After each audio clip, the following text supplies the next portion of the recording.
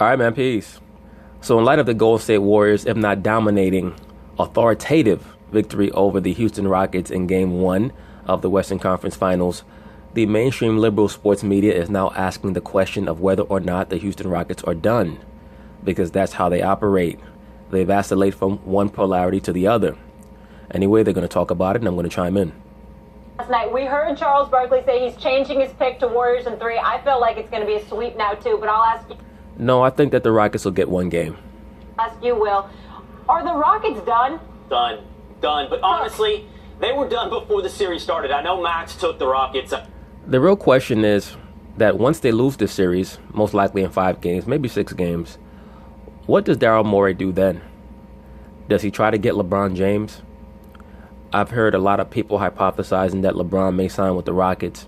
I don't think that they understand that the Rockets will have to scrap their entire roster to land LeBron James. They'll have to get rid of Clint Capella.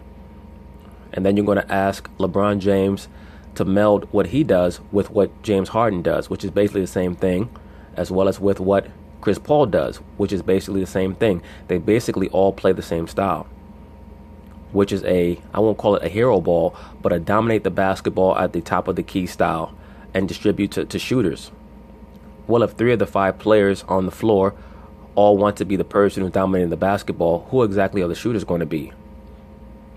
You're only going to have room for 2 more positions, 1 big man and most likely a 4-man, who I guess will be your quote-unquote stretch 4. So LeBron will not fit in with the Rockets. This is all me hypothesizing what they're going to do once they lose this series, because their team is based off of trying to beat the Warriors, or do they go after Paul George? And even if you sign Paul George, he's also going to ask for the maximum. So signing him will also necessitate that they gut their roster. So they're in a very, very strange and precarious position right now. The Rockets are. You still taking them, Max? You changing that today? Just curious. I'm serious. Are you still with the Rockets? Bandage? No, I'm not changing my pick yet. I do think Game 2 is a must-win. I heard that yet. I had Warriors in 6. It's looking like I gave the Rockets too much credit. They were done before the series started. And just like with the Cavs and Celtics, everything you need to know was unveiled. It was... Once again, the Rockets remind me so much of the Knicks from '93. They talk all that shit during the regular season and then get to the playoffs, and once again, the cream always rises to the top. Was seen in that first game. This continues what we're talking about, Max. James Harden played poor defense because he put too much of himself into the offensive end. No, he didn't play poor defense because he put too much of himself into the offensive end. He played poor defense because that's what he's been doing for the last 5 years, and he's been the quote-unquote leader of their offense for the last 5 years. You cannot get mad at someone for doing something that they've always done. And I always tell brothers this. That's why I tell brothers when they're dealing with these liberal women to look at the signs, look at how they conduct themselves, because they will show you who they are as people. Look at yourself. How are you conducting yourself as a person? Are there things that you need to change about yourself? Point being is this. If James Harden has been doing the same things for the last 5 years, why would you expect anything different? That's why I stated I'm going to call him James Hardhead until he shows that he's grown and that his mind has expanded in regards to his understanding of the NBA game and how to win. It's not sustainable. You know, they shot, what did they shoot, 50%, I think, in the first quarter from 3. They were over 50% in field goal. They just were shooting the lights out, okay, in the first quarter. Well, they came out hyped up. And I'm sure that before the game, Steve Kerr told his squad, you know that they've been waiting for us. They're going to be very excited. They're going to be amped up. They may hit their first 4 or 5 shots. That is why Draymond Green did what he did in regards to trying to get physical with James Harden, to try to knock down that ampage, that hype meter, to try to pull that battery out of the back of James Harden early. That's why Draymond engaged in his hijinks. At that moment, I'm like, I don't. They're up by 1. What was it? 30-30 after the first quarter. 30-29. 30-29, I think. And on the Warriors end, it felt like, yep, this is what the Warriors do. On the Rockets end, it felt like this is not sustainable. And absolutely not, because they gave their A-plus effort and they were only up 1 at home. And I've been stating that for the entire season about both the Rockets and the Raptors, that they were playing at a playoff level of intensity throughout the regular season, and when they got to the playoffs, there was no level to raise their game to. And it wasn't. It wasn't sustainable for 4 quarters. It isn't going to be sustainable for a 7-game series. And to be quite frank with you, I've seen vulnerability in the Rockets in their first two series. I saw vulnerability in their series against Minnesota. Minnesota is not a good team. And there was more than one game that the Rockets could have lost had Minnesota had an understanding on how to play basketball, which they don't. Because their head coach is just a defensive coordinator masquerading as a head coach. That's all he is. And the Utah Jazz are just a little bit too young, and they're missing a couple of pieces, or they would have beaten the Rockets. They're done. There's no way for them. Shaq talked about this at half as well. You just can't continue to play like they played so wonderfully in the first quarter. Jumped all over the Warriors. But there's too much on one guy. Too much on. Is there really too much on one guy, or is the system designed to put everything on his shoulders? You know, sometimes one player has to dominate the ball because he's all his team has, and sometimes he just dominates the ball because that's how he plays and that's how the coach wants him to play.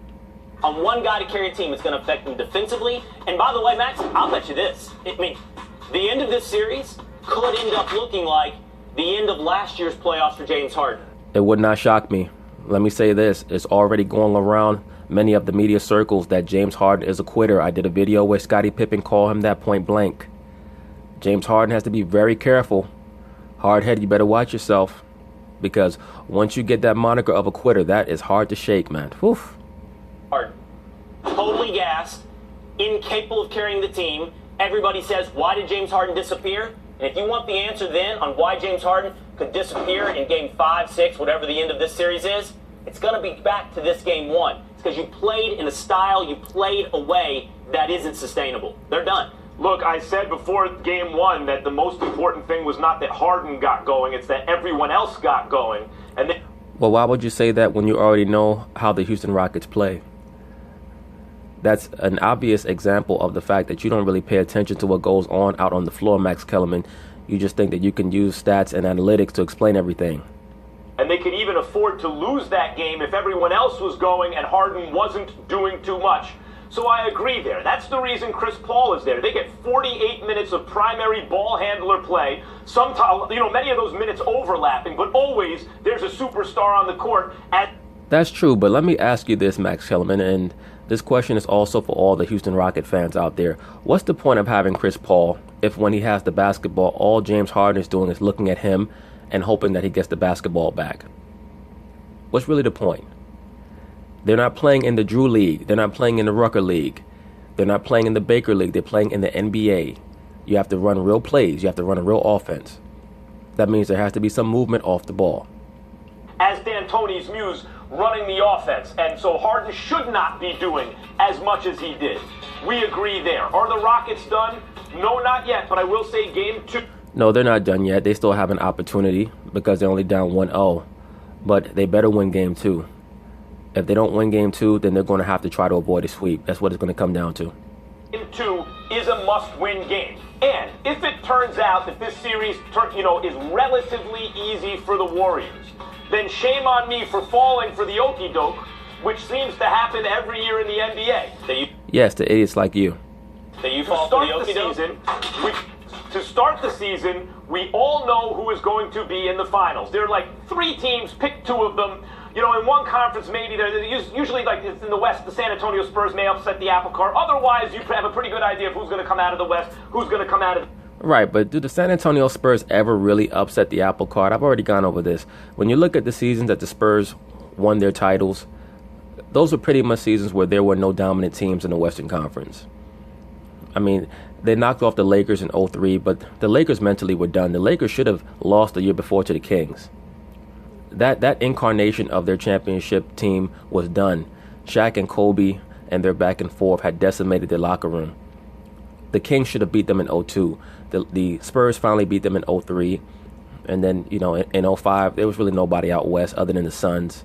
2007, same thing. And you notice they didn't win shit when the Lakers got good again.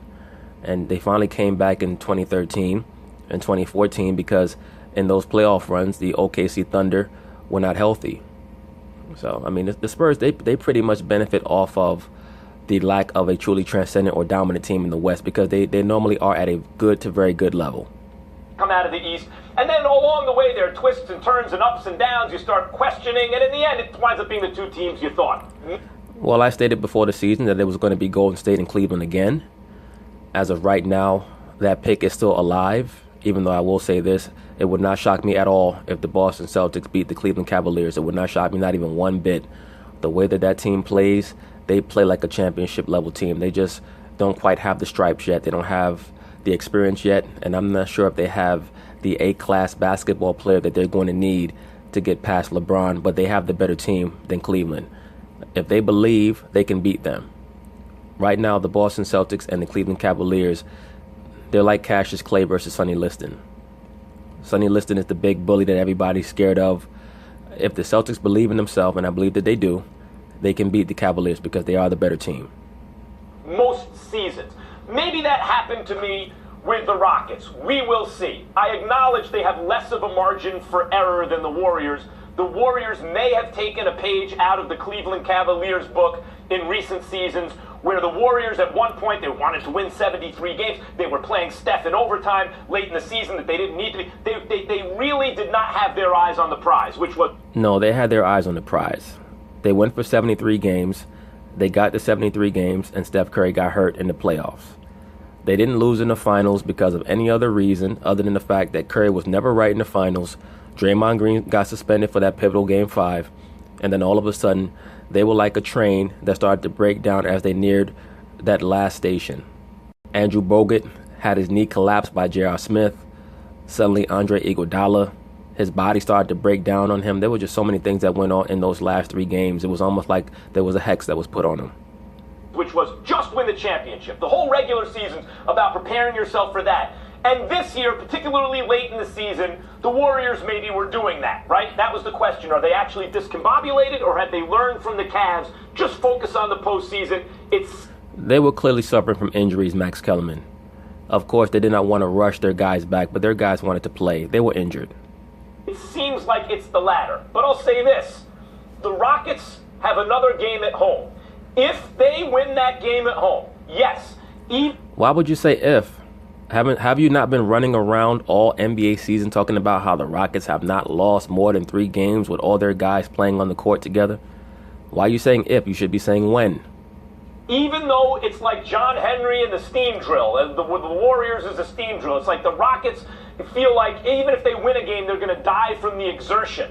Even though they have to seemingly work harder to kind of just keep their heads above water. If they can take one at home, the way they shoot the 3, the fact that Harden and Chris Paul can work the way D'Antoni wants them to. Max Kellerman, you have to understand something.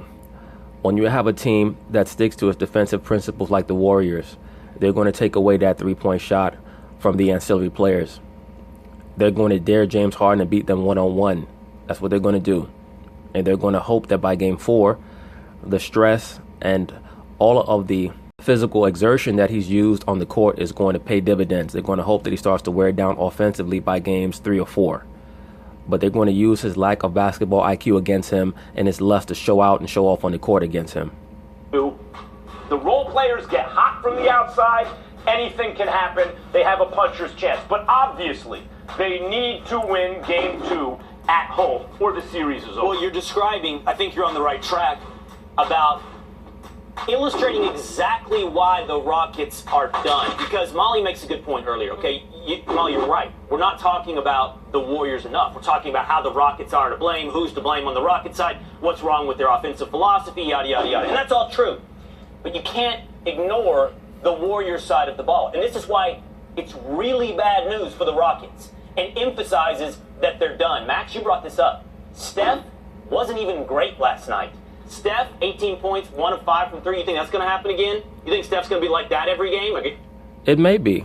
If KD is that hot, then Steph will be secure in who he is, and he'll just go 6'10" or 7 for 12 and score his little 18 or 22 points and be thankful and make his free throws at the end of the game to seal the deal, and that'll be that. I understand playing defense on Harden's going to take something out of him when he switches onto him, but you're going to get some Steph games. You're going to see Steph, number 1. Number 2. In all seriousness, though, there will be a game in this series where Steph detonates. There's no doubt about that. There's going to be a game where he gives them about 38 to 45 points. What's obvious is there's sort of like, this is how I get into this debate every year, KD versus LeBron. KD flipped the switch, man. He flipped the I'm the best player in the world switch. He flipped the I'm not going to be denied switch. Well, we can have that debate for weeks to come here. But he flipped the switch. Let me say this. If KD wins another championship this season and he's the MVP again, he will have bridged the gap between himself and LeBron. And I don't care what anybody says. Switch, did he not? 37 points, takes over, unstoppable. Would any point in the night last night did KD ever look like he could be stopped? No, they have no answer No, he looked for like him. he could score at will. Anytime he wanted. So Steph's going to be better. KD's flipped the switch. And finally, and Baxter Holmes, who writes for ESPN, he wrote about this 3-minute runs, right? That any given time, the Warriors can go and do go in almost every game on these explosions. Now, the Warriors tell you, no, we're consistent. It's other teams that ebb and flow. And Max, you're asking other teams to... When the Warriors say we're consistent, it's the other teams that ebb and flow. What they're really saying is that our level of conditioning allows us to maintain a pace and a level of execution all throughout the game that other teams simply cannot deal with, they cannot handle. Because they do not have our level of conditioning, nor do they accentuate execution in a half court like we do. They cannot keep up with many of our cutters. While we're running and screening and doing what we do, we're going to cause our opponents to collapse from exertion, mentally and physically. To stay consistent at perfection. You're asking all these guys to be Robert Horry at the end of the game. I'm asking James Harden not just to score 41, but be a perfect teammate that distributes the ball. You're asking. I'm not asking all of these guys to be Robert Horry. I'm saying you can't go 5 for 24 role players, even if you don't even if you feel like you're standing around a little bit and getting a little cold. I'm not taking any credit away from the Warriors either. Yes, actually you are. You are trying to take some credit away from them because you have to make excuses for why you made such an asinine pick. Your prognostication of the Rockets over the Warriors throughout the season, it got to the level where it was quite arrogant. And it was quite obnoxious because you were not respecting the Warriors' pedigree, what they had accomplished over the last 2 seasons, and beyond that, over the last 3 seasons, pardon me. And beyond that, let's be for real. James Harden and Chris Paul are unproven commodities in pressure situations. They did not deserve the level of credibility that you were giving them.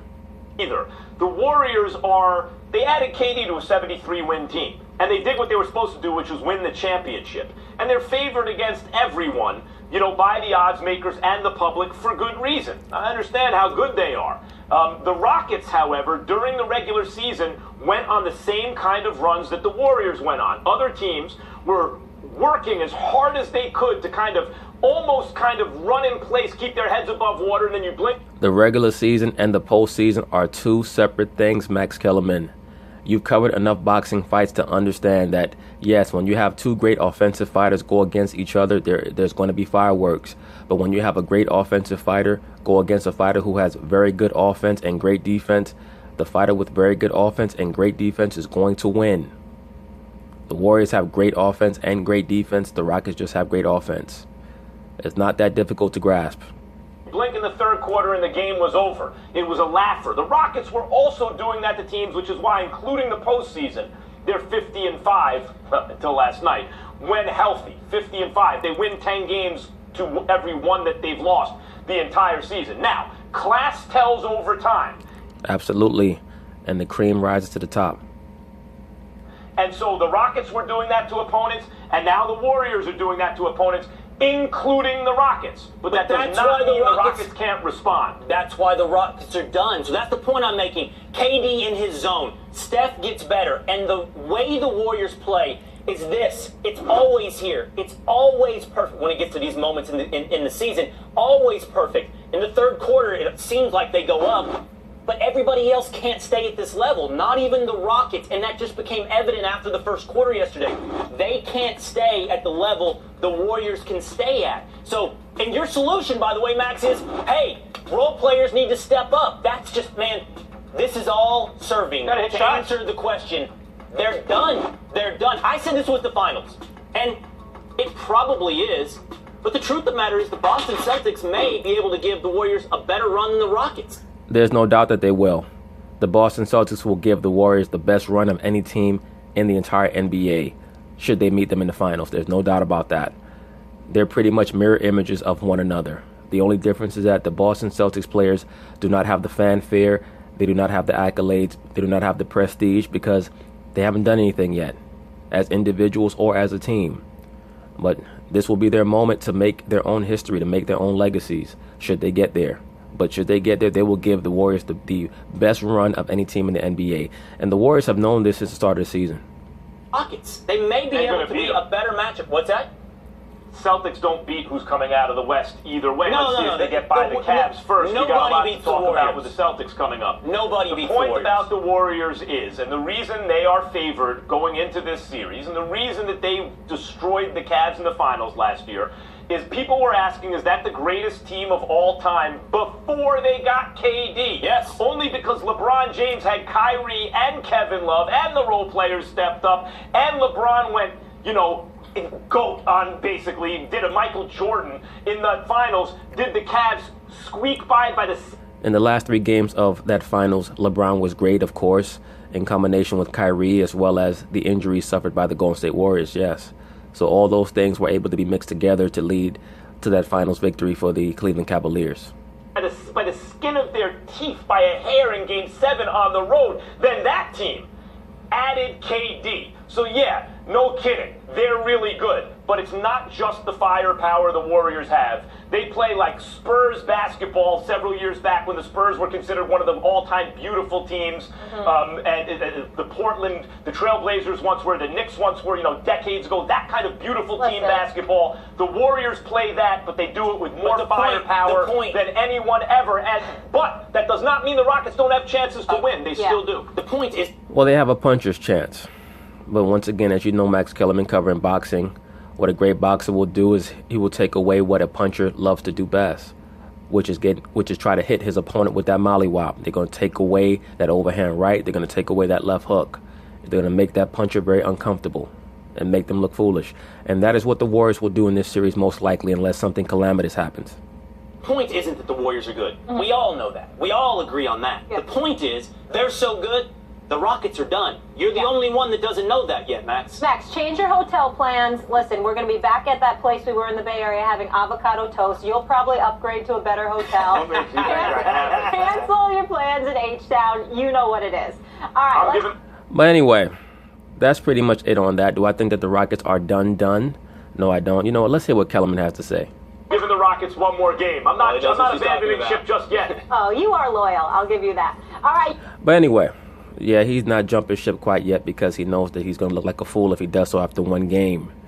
But I'm not sure why he ever thought the Rockets were going to beat the Warriors. The Warriors, they have too much class. They have too much pedigree. Once again, my prediction is the Warriors in 5 games. But we'll see what happens. So anyway, peace.